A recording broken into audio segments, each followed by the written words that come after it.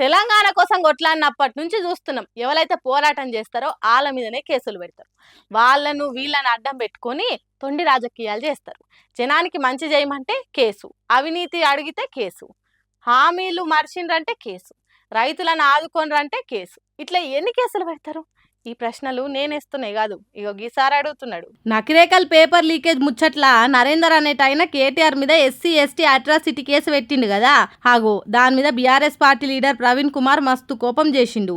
ఎందుకు కేటీఆర్ మీద కేసు పెట్టాల్సి వచ్చింది అని అడుక్కుంటా, ఇలా మరి కేటీఆర్ గారు చేసిన తప్పేంది? అసెంబ్లీ వేదికగా ఈ రోజు తెలంగాణ ప్రభుత్వం కమిషన్ల సర్కార్ నడిపిస్తా ఉన్నదని అడగడం తప్ప, లగచర్ల రైతుల గురించి పోరాడడం తప్ప, లేకపోతే ఎస్సీ విద్యార్థులకు స్టడీ సర్కిల్స్ లో అన్యాయం జరుగుతున్న విషయాన్ని గురించి మాట్లాడడం తప్ప, గురుకులాల్లో ఇప్పటి వరకు ఎస్సీ గురుకులాలు ఎస్టీ గురుకులాల్లో 84 మంది విద్యార్థులు చనిపోయారు. వాళ్ళ ప్రాణాలను కాపాడడం కోసం మాట్లాడడం తప్ప, ఇవన్నీ మాట్లాడుతున్నాడని తప్పుడు కేసులు పెట్టించి పోరాడేటోళ్ళ నోరు మూయించేటందుకు కేసు పెట్టించిండ్రా అన్నట్టు మాట్లాడుతున్నాడు. విద్యార్థుల భవిష్యత్తు గురించి మాట్లాడడం అట్రాసిటీ అవుతుందా? లేకపోతే ఈ గూడు పుటాని ఈ మాఫియా గ్యాంగ్ ఏదైతే పేపర్ లీక్ చేసిందో వాళ్లకు అక్కడ స్థానిక ఎమ్మెల్యే స్థానిక కాంగ్రెస్ నాయకులకు ఉన్న సంబంధాలను ప్రజలకు చెప్పడం ఏ విధంగా అట్రాసిటీ అవుతుంది? ఎట్లయితది?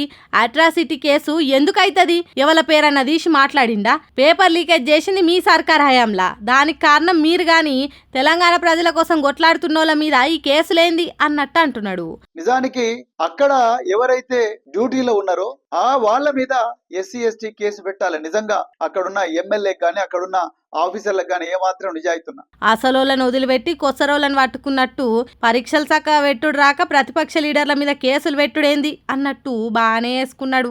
అంతేకాదు, ఒకవేళ ఎస్సీ ఎస్టీ కేసులు పెట్టాల్సి వస్తే లగచర్ల భూములు తీసుకునేటోళ్ళ మీద పెట్టాలి, సప్లాన్ నిధులను పక్కదారి పట్టించేటోళ్ళ మీద పెట్టాలి, గురుకులాలల్లో పిల్లల సావులకు కారణమైన వాళ్ళ మీద పెట్టాలి. ఆ కేసులు పెట్టాల్సి వస్తే సీఎం రేవంత్ రెడ్డి మీద ఎస్సీ ఎస్టీ కేసు పెట్టాలి అన్నట్టు చెప్పిండు. కేటీఆర్ గారికి ఎట్లా తెలుస్తుందండి వారి కులం? లేకపోతే ఆ దిలీప్ కొనతం ఎట్లా తెలుస్తుంది వాళ్ళ కులం? లేకపోతే ఆ డాక్టర్ మన్నె క్రిషాంక్ వాళ్ళ కులం ఎట్లా తెలుస్తుంది? ఒకవేళ తెలిసినా కూడా వాళ్ళని కులం పేరుతో ఏమన్నా దూషించిండు ఆయన? ఆ విద్యార్థుల్లో కూడా ఎస్సీ ఎస్టీ విద్యార్థులు ఉన్నారు కదా, మరి వాళ్ళ ప్రయోజనాల గురించి కూడా కొట్లాడుతున్నారు కదా.